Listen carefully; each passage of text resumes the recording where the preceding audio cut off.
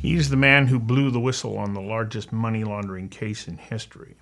Howard Wilkinson uncovered and exposed an international money laundering scheme that reached all the way to the Russian secret police and included relatives of President Vladimir Putin. More than 230 billion euros passed through bank accounts at the Danske Bank in Estonia. Wilkinson reported his suspicions to senior officials at Danske Bank in 2013. As a result, he was let go, muzzled, and paid off. His report, while not acted upon at the time, came to light in 2018, and he says now charges have been laid against 12 former bankers in Estonia, and another 10 Danish bankers have been served with preliminary charges. The scandal has rocked the financial world in Europe and the US, where the Securities Commission and the Department of Justice are carrying out investigations. Wilkinson is the co-winner of the Peter A. Allard Award for International Integrity, which was awarded in Vancouver on October 21st, 2020. I invited Howard Wilkinson to join me for a conversation that matters about the unveiling of the largest money laundering scheme in the world. However, before going to that conversation, I am playing the video that was produced for the Peter A. Allard ceremony.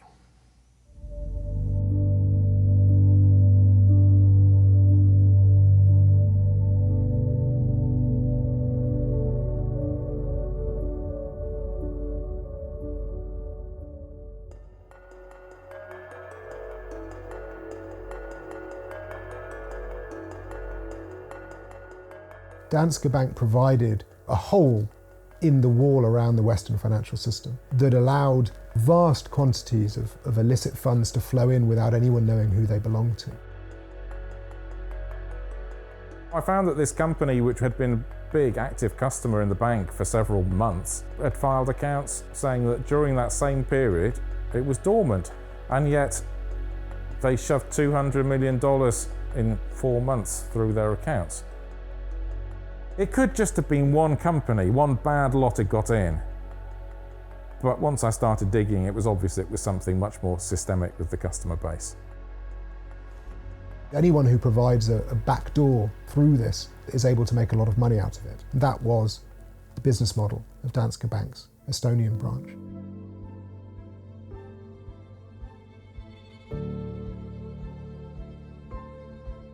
I looked at the 3 largest UK LLPs, the 3 most profitable ones in Estonia, and I pulled the accounts, and it was quite interesting. They were all fake.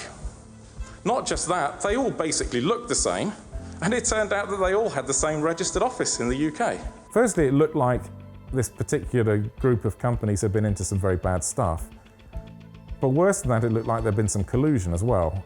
I made my whistleblowing report directly to Copenhagen, and the reason being was that the issues seemed to be so serious that it wasn't appropriate to raise them within the branch. Not appropriate.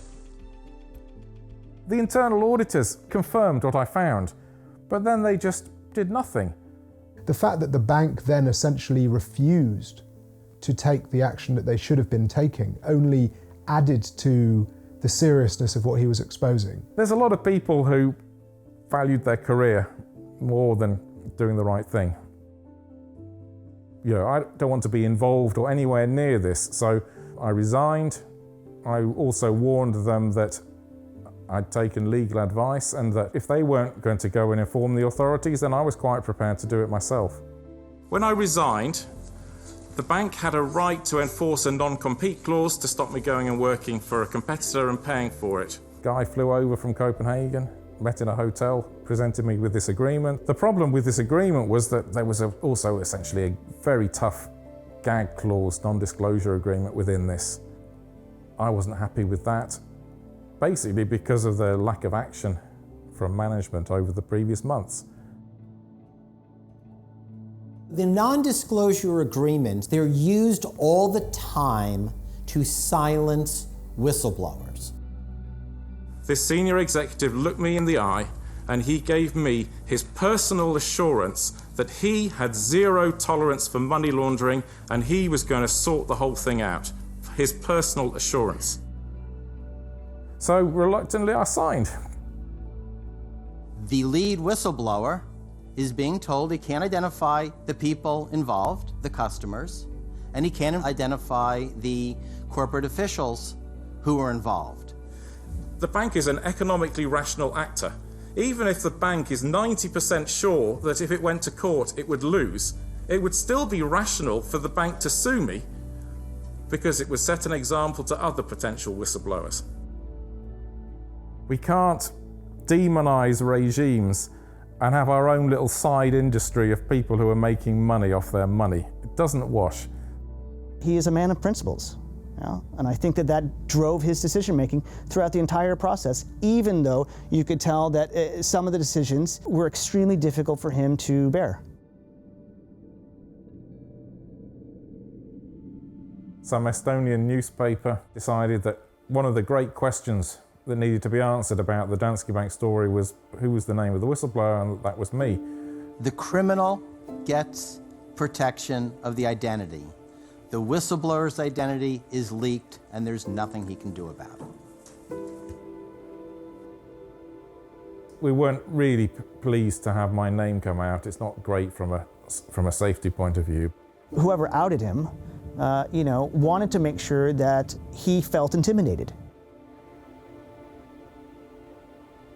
The people he exposed have very long memories. I have no doubt that certainly they will think he still knows secrets that could be harmful to them.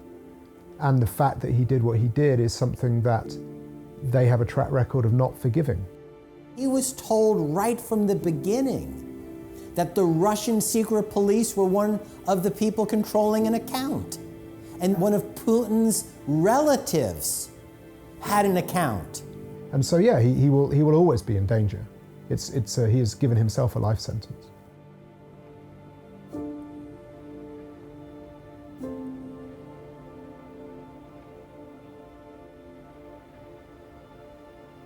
Even though we can't be sure about the dimensions of this problem and we can't be sure how much money we're talking about, we are more sure or less unsure than we were because of Howard Wilkinson's exposure of Danske Bank's crimes. When you get a whistleblower like Wilkinson, who exposes something so big, there will be accountability. There will be reforms. I think what he did was principled and correct, but also incredibly brave. And it deserves, greater recognition than it's received. One hopes never to run into anything like this, but once you've run into it, you hope that when you report it really to a proper level, that people will do something appropriate about it. It's 6 years on now.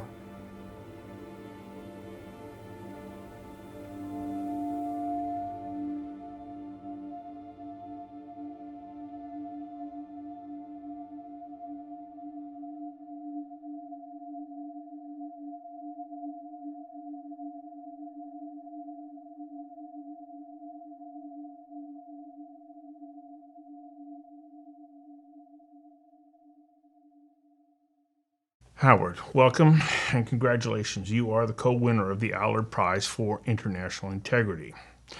It's been almost 7 years since you brought your concerns to the senior management team at Danske Bank in Estonia. You have since fled Estonia and returned to your home country, England, to ensure the safety of your family and yourself. How are you holding up, emotionally, physically, and financially?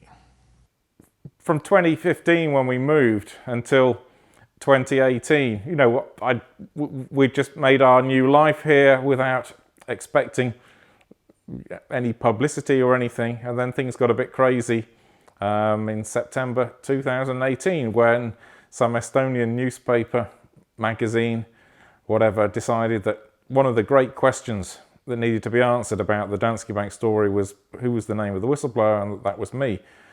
So you're doing your job for a number of years, then you notice an anomaly in certain non-resident accounts. These discoveries started to unfold, and as they did, you started to look into it. At first, just because there was missing information. Completely by accident, I was asked, I was helping someone who were getting a customer rolling, and she was quite new to her job. She was struggling with some application form. Offered to help her get some information about this company. It was a British company. So then I helped. The company had been rolling as a client for a few months. She needed some financial information, so I went to the company's house, which is the government company's register. You paid £1, pulled the company's accounts.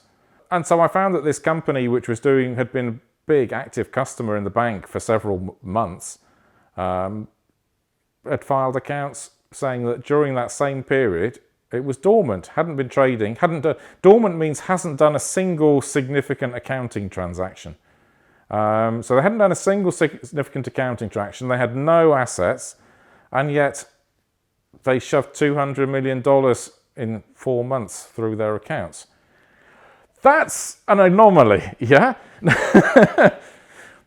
In retrospect, oh yeah, it was a massive red flag, I should have gone screaming around or whatever. But in the context, everyone was happy, so it was a bit strange. So then I told the account manager and compliance officer, and they said they'd find out what was going on. The unit manager as well. And then they said, oh, the company made a mistake. They just filed the wrong accounts. It was plausible. Then we fast forward from summer 2012 till September 2013, and then this customer has been very active for the year. Then the customer, and there's about 20 odd companies in this group, some individuals as well, some interesting individuals. Suddenly the message comes, oh, they've been kicked out for AML reasons. They have to close their accounts. They've got a week or two or whatever it is to close their accounts. Okay. Now, on the one hand, isn't it good in a bank when you find suspicious customers that you kick them straight out? That's good. Well, on the other hand, hang on a second, wasn't this the same company which a year ago had filed accounts that were false and had supposedly corrected them? And you didn't quite ring true. So we were pretty busy the autumn of that year, and then got to Christmas, and it was sort of nagging at me what was going on. So then I thought, I know, I'll pull these refiled accounts, and let's see what these refiled accounts actually looked like. When I paid my next £1 and pulled the refiled accounts for this company, remember the first ones were dormant. The new ones, what were they, 10, 20,000 turnover, 10, 20,000 assets. So the new ones were fictional, but in a different way. So at that point, it can't be a mistake, because once what happened when with these refiled accounts? Surely someone checked them, someone knew. Yeah, it really looked bad. It looked like they'd been. Firstly, it looked like this particular group of companies had been into some very bad stuff. But worse than that, it looked like there'd been some collusion as well, because people in the bank were fully aware. Even if they hadn't been aware, and then suddenly in August 2012, when I handed them these dormant ones, then they had a miraculous, it was a miraculous revelation. Oh, these companies file accounts, do they? Oh, we have to start checking them. At that point, it looks like there's people on the inside helping with this. So I had to figure what to do. It wasn't clear how high up the collusion and the issues went in the bank in Estonia. So I decided that I should make a report to the top management in Copenhagen. So I had the one executive board member and then 3 other top executives. I wrote my first whistleblowing report to as well. So the initial response was that it was serious and needed to be looked at. But I carried on digging. I mean, I did another 3 whistleblowing reports, a batch of 3 really profitable UK limited liability partnerships. And the accounts basically looked the same as the last one. They weren't dormant, but had nothing to do with the actual business. And they all had the same address. Was that a point where you started to become concerned about your own well-being and the safety of your family? Not until my name came out. When my name came out, obviously we had, let's say, we chatted to we had chats with some of the appropriate people. Of course, we want you to remain physically safe, but what about financially? How have your actions, those being based in honesty and integrity, affected your banking career? Well, I was a death blow, I think. There's no banking career. There's never any prospect. How unfortunate that by doing what you are professionally and morally obliged to do became the death nail of your career. Shouldn't have been like that, because there are this whole sad story. I mean, there's so many different actors in it, from regulators to top bankers and whatever. Whose motivation can I understand? I can understand the money launderers in Russia and wherever wanting to launder their money. I can actually understand the people in the branch who allegedly were being paid off. I can understand that because they were just greedy. What I don't understand is the cover-up by top management of the bank. What I can't understand is the regulators turning blind eye. So all of this stuff I don't get. What should have happened is after March 2014. Once the auditors had clearly found stuff. I mean, you can read terrible things in the report the bank had commissioned from some external lawyers. Terrible things, like some guy telling the auditors that what was it? We don't identify the customers in case they get problems from the Russian authorities. I mean, you're finding terrible things like that are clearly illegal. And if someone had said this is clearly illegal, what should have happened? They should have said there are terrible things going on here. We're going to report ourselves to the authorities in all the various countries. We're going to fix it, really fix it. And if we have to fire everybody, we're going to fire everybody. And if it has to be announced to the stock market, it's going to be announced to the stock market. But we're going to tell the authorities and we're going to do the right thing. At what point did you become aware of the incredible amount of money that was passing through this small branch of Danske Bank in Estonia? If you'd asked me on the morning the lawyer's report came out what I thought the total volume was, I would have probably guessed, given that I probably had, was reasonably close, at least had some idea, you could have taken a naught off the number. They came out with $230 billion of suspicious flows through the bank. If you'd asked me before that morning, you could probably have taken a naught off if you'd asked me to guess or estimate, and it wouldn't be a nothing estimate. I was shocked that it was as big as it was. Was there a point during the uncloaking of the scandal that you thought you ought to put your head down and forget it? What's the point in stopping? You couldn't put your head back under the parapet and say sorry, or equally, what I guess was possible was to say, well, I've done my bit. I've raised it. You've said that you said you've taken care of it. I don't really believe you, but whatever. I've covered my arse. No one's going to send me to prison for helping money laundering or knowing about it and not reporting it, or I've covered my arse. But I think in life you need to do a bit more than cover your arse. Why? And why do you have to do that? I mean, I'm not going to claim to be someone who's on some mission of wanting to make the world a better place or anything like that. But yeah, I worked for the bank. Something you said, I enjoyed working for the bank. I worked for the bank for getting on for 6 years before any of this. 5 years until the first indication. 6 years until things started to get really heavy. I think there's some sort of obligation to the bank.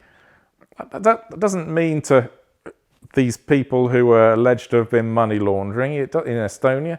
It's not an obligation to the management in Estonia, the ones who are listening to my phone calls. It's not an obligation even to the executive board or whatever. It's an obligation to the bank, maybe the shareholders, I don't know, but to the bank. You've been working for somewhere.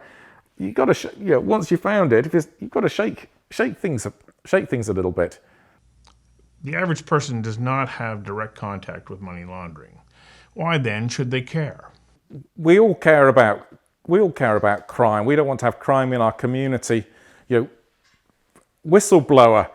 If you saw a dead body in the street and you saw someone running off with a knife and you knew who they were, wouldn't you ring up the police and tell them who they were?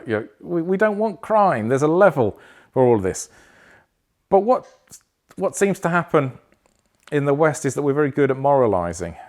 The British way is fantastic. We're a beacon of human rights to the world. And I know you're a beacon in Canada, perhaps not as big a one as we are in the UK. And Denmark and Sweden have made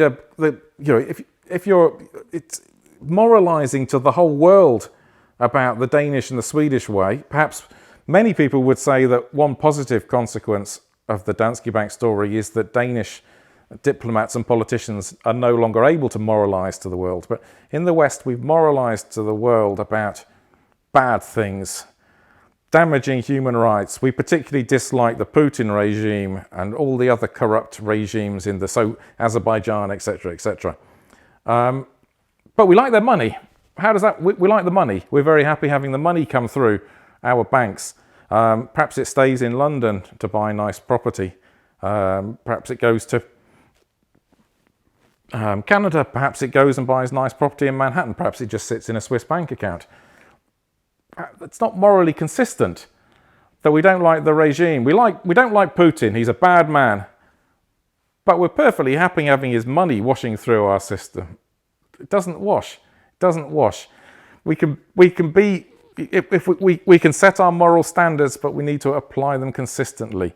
We can't demonize regimes and have our own little side industry of people who are making money off their money. It doesn't wash. The average man or woman in the street is perfectly happy and supportive of a moral foreign policy where we dislike the human rights record and the way certain regimes behave. But they expect that our response isn't just waving our fist and shaking our finger. Our response is, we don't want your dirty money either. And that's what the average man or woman in the street should care about this story, because it's a total disconnect between what our political leaders are saying publicly and what they're actually doing. Howard, thank you. Yeah, pleasure.